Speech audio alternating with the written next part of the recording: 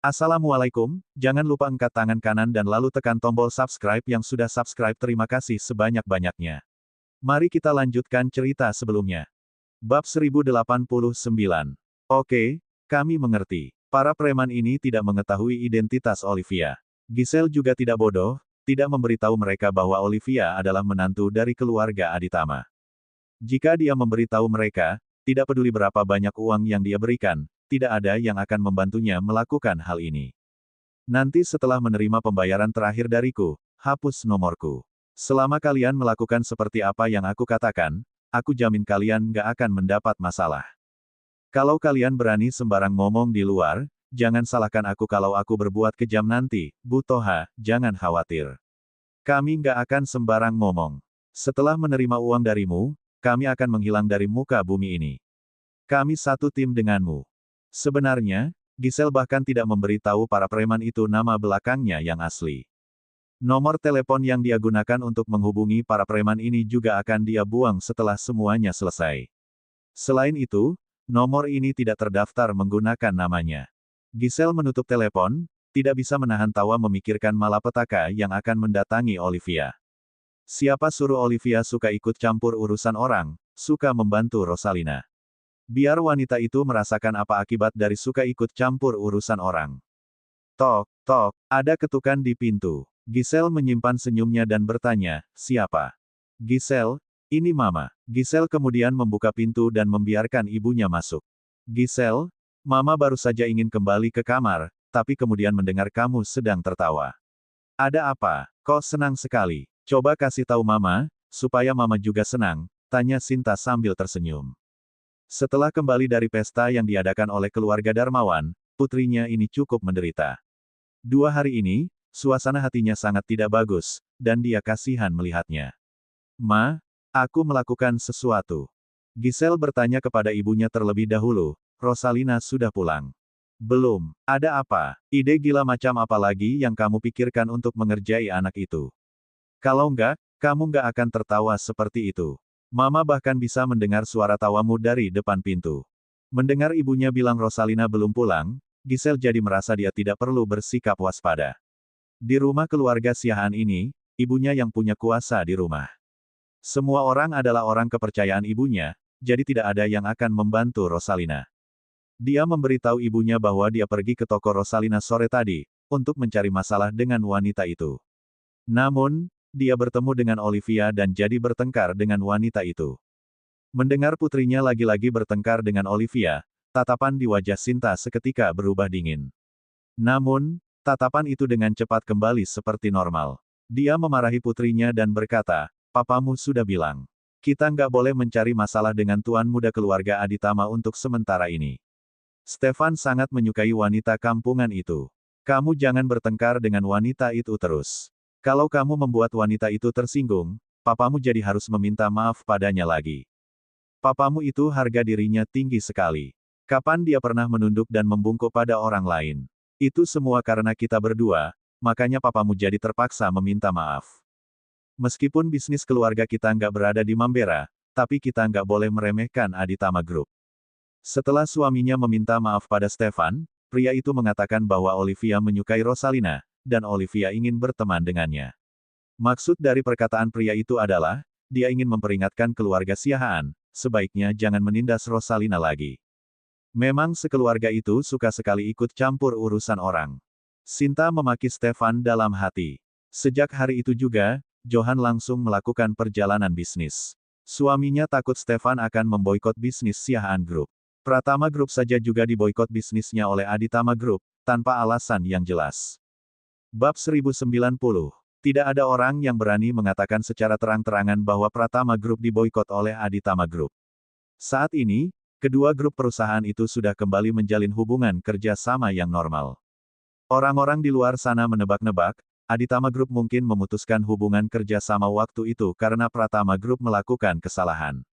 Adam Pratama berkali-kali bernegosiasi dengan tuan muda keluarga Aditama, baru bisa memulihkan hubungan kerja sama antara kedua perusahaan tersebut. Tapi, aku nggak tahan melihat keangkuhan wanita kampungan itu. Memangnya dia bisa apa, sampai seangkuh itu? Dia bukan apa-apa kalau Pak Stefan sudah nggak suka padanya lagi nanti. Giselle mengerutkan bibirnya dan berkata, kalau aku nggak memberinya sedikit pelajaran, amarahku nggak bisa reda. Ma, aku membayar 7 atau 8 preman untuk mengikuti Olivia, lalu mereka akan menghadang mobil wanita itu di tempat yang nggak ada CCTV-nya, kemudian memukulnya. Raut muka Sinta langsung berubah. Dia berkata dengan panik, kamu cari orang-orang itu di mana? Apa sudah diatur dengan baik? Jangan sampai meninggalkan jejak. Selain itu, Mama dengar wanita itu pernah belajar bela diri. Jangan sampai preman-preman itu lengah. Giselle berkata dengan acuh tak acuh, aku juga pernah belajar taekwondo. Apa gunanya? Aku bahkan gak bisa mengalahkan satu orang pun dari pengawal keluarga kita. Sinta berkata, benar juga. Si Olivia itu pernah belajar bela diri, tapi nggak tahu seberapa hebat. Kamu sudah menelepon mereka untuk menanyakan hasilnya. Bagaimana hasilnya? Lagi-lagi, Olivia dipaksa menghentikan mobilnya di tengah malam, ketika dalam perjalanan pulang ke rumah. Dia pikir si Hendra lagi yang berulah. Namun, setelah mengamati baik-baik, dia tidak melihat Hendra di sana. Pria itu sudah diberi pelajaran 2 kali, jadi mungkin sudah tidak punya nyali lagi untuk melakukannya. Olivia tidak berpikir panjang, juga tidak punya waktu untuk berpikir. Orang-orang yang menghentikan mobilnya itu langsung memukuli mobilnya dengan tongkat besi, tanpa menunggu dia keluar dari mobil. Ketika dia keluar dari mobil, 2 orang mengayunkan tongkat besi mereka dan hendak memukulnya secara bersamaan. Dia tidak menghindar, malah menyambut tongkat besi itu, ketika tongkat besi diayunkan ke arahnya, dia meraih ujung batang besi itu dengan cepat, lalu menendang perut orang itu. Lalu, ketika orang itu sedang menahan sakit, dia memanfaatkan kesempatan itu untuk merebut tongkat tersebut dengan kuat. Kalau harus menahan dengan tangan kosong, Olivia mungkin bukan lawan mereka. Namun, setelah merebut tongkat besi tadi, jadi menjadi jauh lebih tenang. Dia memegang tongkat besi yang dia rebut dan memukul para preman itu. Pengawal yang ditugaskan untuk melindunginya diam-diam juga sudah ikut berkelahi. Dia hanya bisa memegang tongkat yang dia rebut, mengamati 2 pengawalnya itu memukuli para preman sampai babak belur dan berteriak kesakitan. Ketika para preman itu tergeletak di tanah dan tidak bisa melarikan diri, salah satu dari pengawalnya melapor polisi, dan yang satunya lagi menghubungi Stefan. Olivia, di sisi lain, melepaskan masker dan kacamata hitam yang dipakai orang-orang itu. Kelihatannya semuanya masih muda, sekitar umur 20-30 tahun. Olivia menepuk wajah salah satu dari preman-preman itu dan bertanya, siapa yang menyuruh kalian untuk menyerangku? Pria itu tidak mengatakan apa-apa. Nggak mau bilang, nggak masalah. Kalian juga harus mengatakannya nanti kalau sudah di kantor polisi. Kalian pikir, aku nggak bisa apa-apa kalau nggak ada kamera CCTV. Bu Olivia, Pak Stefan akan segera datang. Kami juga sudah lapor polisi. Mendengar para pengawal memanggil Olivia dengan sebutan Bu Olivia, pria yang wajahnya ditepuk oleh Olivia langsung tergagap dan bertanya pada Olivia, kamu? Siapa kamu? Olivia menyentuh wajah preman itu dengan tongkat besi dan berkata, kalian menghadang mobilku, menghancurkan mobilku, dan menyerangku. Kalian nggak tahu kami siapa. Nggak perlu terlalu takut, aku hanya orang biasa, yang nggak punya status maupun latar belakang apa-apa. Aku hanya punya suami yang melindungiku. Siapa suamimu? Olivia tersenyum dan berkata, orang-orang menyebutnya Tuan Muda Keluarga Aditama. Bab 1091. Ekspresi di wajah preman itu berubah drastis. Tuan Muda Keluarga Aditama, dari keluarga Aditama yang terkaya di Mambera itu. Ternyata suamiku sangat terkenal, sampai preman pun tahu namanya. Para preman itu langsung tercengang karena syok. Mereka mengutuk dalam hati, mereka memaki wanita yang bernama Bu Giselle itu dalam hati. Pantas saja wanita itu mau mengeluarkan banyak uang untuk membayar mereka, hanya untuk menyerang seorang wanita muda. Ternyata wanita ini adalah menantu keluarga Aditama. Akhir-akhir ini, orang yang paling terkenal di Mambera adalah istri dari Tuan Muda Keluarga Aditama ini. Sampai mereka para preman juga pernah mendengar tentangnya. Kenapa mereka jadi berurusan dengan wanita ini? Mereka benar-benar sudah ditipu habis-habisan oleh wanita bernama Bu Toha itu. Bu Olivia, maafkan kami. Kami nggak tahu diri dan memukul mobilmu. Bagaimana kalau kami memberimu sebuah mobil yang baru untuk menggantinya? Kami harap Bu Olivia bisa berbelas kasih dan memaafkan kami. Aku akan mengatakannya. Aku akan memberitahu kamu siapa yang memerintah kami untuk menghancurkan mobilmu. Bu Toha. Nomor teleponnya, 08. Dia yang memberi kami uang yang sangat banyak, menyuruh kami untuk mengikutimu, menghancurkan mobilmu, dan memukulmu. Dua pengawal yang melindungi Olivia sebenarnya sudah tahu ada orang yang mengikuti Olivia. Mereka awalnya ingin menyingkirkan para preman itu diam-diam, tanpa membuat kehebohan. Tak disangka, orang-orang itu bergerak cepat dan menghalangi mobil Olivia terlebih dahulu. Tahun lalu, mobil Olivia juga pernah dihadang oleh preman ketika pulang tengah malam dulu. Namun, para preman itu malah dipukuli sampai babak belur dan tidak bisa bangun oleh Olivia. Olivia malah tidak terluka sama sekali. Para preman itu bukan hanya dipukuli sampai seluruh badan mereka sakit, tapi masih harus dipenjara selama 15 hari. Bu Toha. Olivia memikirkannya dan yakin dia tidak mengenal orang yang bernama Bu Toha. Dia berdiri dan berkata, apa kamu yang berhubungan dengannya? Dia membayar kalian dengan uang tunai atau pakai transfer. Ada perantara yang menghubungi kami dan memberi kami uang tunai sebagai deposit. Kemudian, Bu Toha menghubungi kami dan bilang dia akan mentransfer sisa uangnya kepada kami setelah kami melakukannya. Dia menyuruh kami mengambil uang itu dan meninggalkan Mambera. Dia berjanji kami nggak akan kena masalah. Tampaknya, orang itu tidak terlalu berhati-hati. Awalnya, orang itu menyuruh perantara untuk menghubungi para preman ini. Kemudian, orang itu yang menghubungi mereka sendiri. Orang itu di antara sangat angkuh, masih muda, atau tidak punya pengalaman sosial. Entah kenapa, Olivia terpikir akan Giselle. Giselle baru berusia 20 tahun, masih relatif muda, wanita itu dimanjakan sampai sifatnya buruk. Angkuh dan sombong adalah dua kata yang sangat cocok untuk mendeskripsikannya. Kamu telepon Bu Toha sekarang. Jangan lupa untuk direkam. Bilang padanya, kamu berhasil melakukan tugas yang dia berikan. Berhasil menghancurkan mobilku dan memukulku habis-habisan. Minta dia bayar sisa uangnya. Lau ada rekaman, jadinya ada bukti. Dia juga bisa menuntut si Bu Toha itu. Bukti transfer yang terakhir juga bukti. Kalau begitu, kami. Olivia menyodor wajah pria itu dengan tongkat besi lagi. Kalian gak punya hak untuk menawar sekarang. Lakukan seperti apa yang aku katakan, atau suamiku akan membalas dendam padamu. Aku gak akan peduli. Kalau kamu melakukan apa yang aku katakan, nanti kalau suamiku marah, aku bisa menghentikannya, sehingga dia gak akan membakar kalian sampai menjadi abu. Para preman itu terdiam. Pada saat ini, mereka benar-benar tidak tahu harus berbuat apa. Serba salah. Kalau mereka tahu orang yang akan mereka serang adalah menantu keluarga Aditama, mereka tidak akan berani melakukannya. Selain itu, kenapa tidak ada yang menyebarkan berita bahwa menantu keluarga Aditama bisa bela diri? Hebat lagi. Bab 1092. Preman itu akhirnya memilih untuk mendengarkan perintah Olivia dan menelepon Giselle. Olivia meminta dua pengawalnya untuk membantu pria itu berdiri agar bisa menelepon. Bagaimanapun juga, berbicara sambil tergeletak di tanah mudah membuat orang jadi terengah-engah.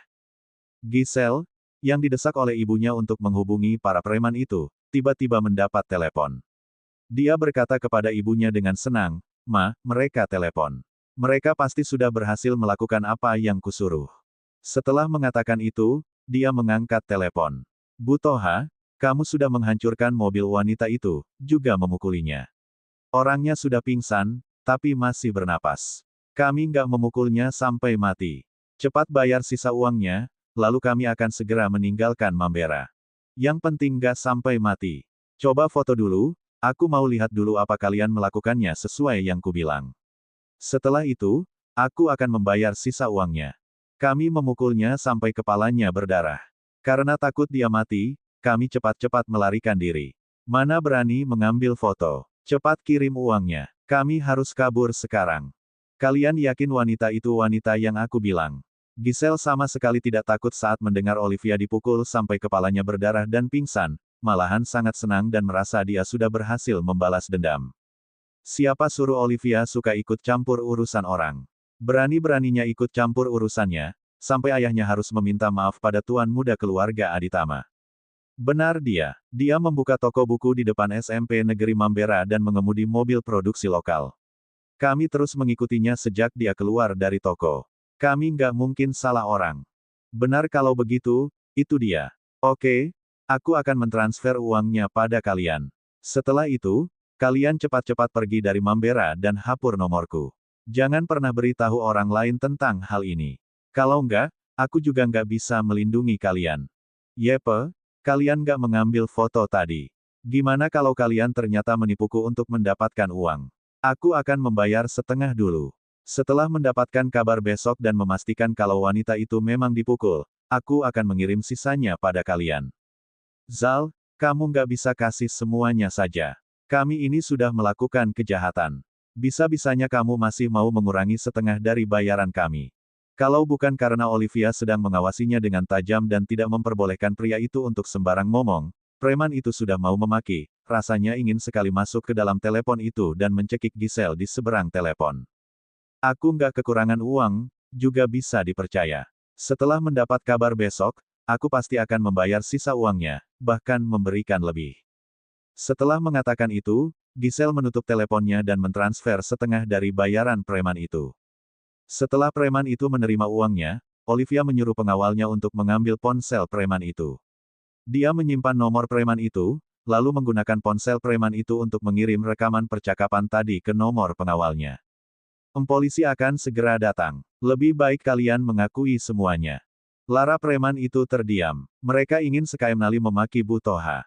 Olivia menyuruh pengawalnya. Bab 1093. Stefan, aku baik-baik saja. Hanya saja, mobilku hancur. Ketika Olivia keluar dari mobil, para preman itu sudah menghancurkan mobilnya. Dia dan dua pengawalnya dengan cepat mengalahkan para preman itu, tetapi mereka tidak bisa menyelamatkan mobilnya. Stefan melirik mobil yang hancur itu dan berkata, "Nggak apa-apa, selama kamu baik-baik saja. Kalau mobilnya rusak, ganti saja dengan yang baru. Ini mobil yang kamu berikan padaku. Aku juga memberimu mobil baru di hari Valentine. Kamu tinggal memakai mobil yang itu. Yang ini dibawa Mobila ke bengkel untuk diperbaiki." Olivia berkata, "Aku lebih suka merek ini. Lebih sederhana." Stefan langsung berkata, "Besok aku akan membawamu beli mobil baru dengan merek yang sama." Dengan identitasnya sebagai menantu keluarga Aditama, Olivia tidak suka memamerkan kekayaan. Stefan akan mengikuti keinginan istrinya ini.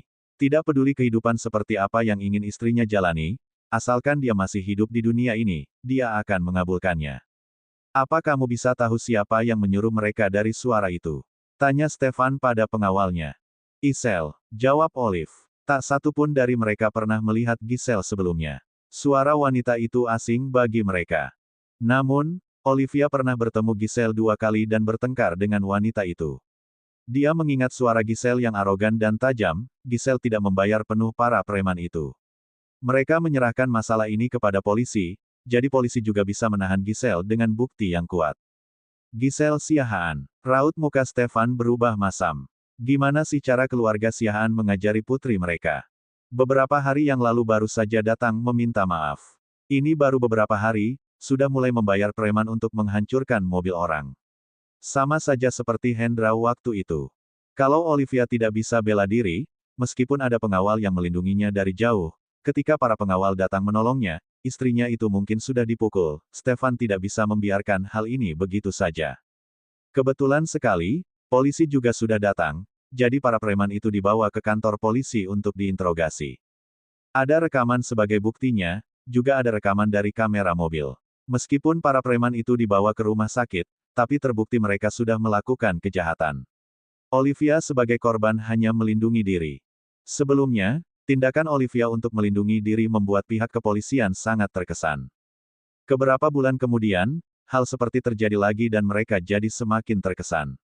Mereka bukannya mengingat identitas Olivia, tapi karena mengingat Olivia adalah wanita yang masih muda dan cantik, tapi bisa tetap tenang ketika menghadapi para preman yang membawa senjata.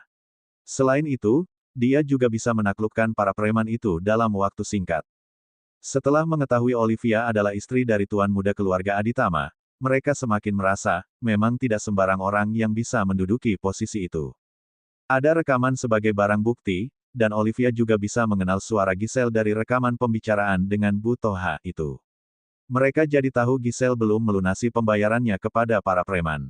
Polisi pun pergi ke villa keluarga Siahaan malam itu juga dan meminta Giselle untuk ke kantor polisi untuk diinterogasi. Ponsel Giselle masih memiliki rekod panggilan dengan nomor ponsel si preman, yang membuatnya tidak bisa membantah meski ingin berdalih. Bab 1094. Itu juga karena Giselle terlalu gila, merasa terlalu puas diri dan saking senangnya sampai lupa menghapus catatan panggilan yang pembicaraannya direkam. Untuk selanjutnya, Stefan dan Olivia menyerahkannya kepada polisi. Sesampainya di rumah, Stefan jadi lengket sekali dengan Olivia, selalu mengikuti istrinya itu kemana istrinya pergi. Saat Olivia membawa pijamannya dan hendak masuk ke kamar mandi, dia juga ikut. Stefan, tuan muda keluarga Aditama, kalau ada yang mau kamu katakan, katakan saja. Kita ini suami istri. Kalau ada apa-apa, bilang saja. Kita ini suami istri, kalau ada masalah, katakan dengan jelas. Stefan berhenti di depan pintu kamar mandi, lalu bersandar di sana dan menatap Stefan dengan geli. Sejak memberikan pernyataan kepada polisi, kamu seperti bayanganku saja, ikut aku kemana-mana. Olive, mulai sekarang bawa pengawal kalau keluar. Oke, aku akan mengatur 4 pengawal untuk ikut denganmu, bergiliran untuk memastikan keselamatanmu selama 24 jam. Aku juga berjanji padamu, mereka hanya perlu melapor padaku kalau kamu berada dalam bahaya. Aku nggak akan menyuruh mereka untuk mengawasimu. Meskipun kamu bisa bela diri sedikit, tapi bagaimana kalau lain kali orang yang dibayar untuk menyakitimu sangat hebat? Kamu akan terluka. Stefan berpikir, mobil Olivia sudah pernah dihadang oleh orang sebanyak 2 kali. Yang pertama terjadi waktu mereka berdua sedang perang dingin. Demi menyembunyikan identitasnya, dia segera menyuruh orang untuk membantu Olivia. Namun, Olivia sudah mengalahkan para preman itu terlebih dahulu. Malam ini adalah yang kedua kalinya.